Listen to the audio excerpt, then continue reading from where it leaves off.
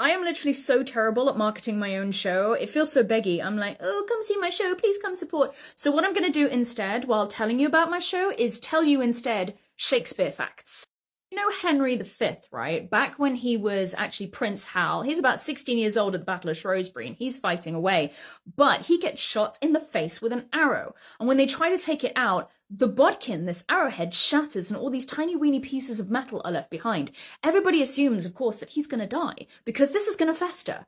But then a counterfeiter called Bradmore comes forward and says, do you know what? I can save this boy's life. And he makes this tiny tool, his own invention, and he uses it to take out all these tiny pieces of metal from the prince's face. The prince obviously goes on to be Henry V of For God, Harry and St. George, everything like that. We have the Battle of Agincourt, and literally all of English history kind of owes the way it flows to this counterfeiter.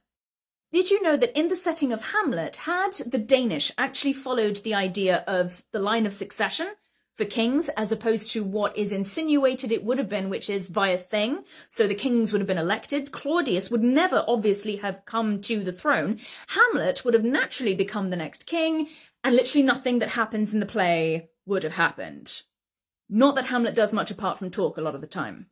Sorry, slight bias there. Did you know that sometimes people get confused about the Merchant of Venice? This does not in fact refer to Shylock, who was a moneylender.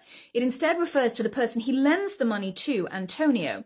However, that aside, if the Merchant of Venice, the play itself, had actually been named after the closest thing to a hero in the narrative, it's far more likely that it would have been named the Heiress of Belmont. For anybody who's confused, that's Portia, kick-ass character.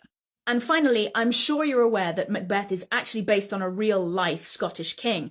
But what happened to his wife was really, really interesting. Before she married Macbeth, she was married to another man. She had a son with this man. But the king around the time is thought to have thought, this guy's getting a bit too big for his boots. So he calls Gil, her husband, to a feast with 50 of his men.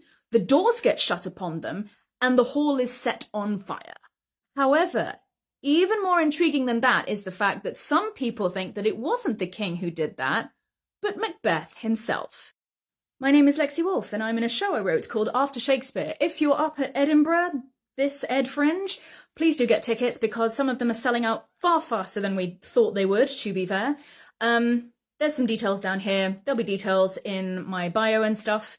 If you like this kind of thing, what do you say at this point? Jump aboard? That sounds awful. No wonder I'm terrible at marketing.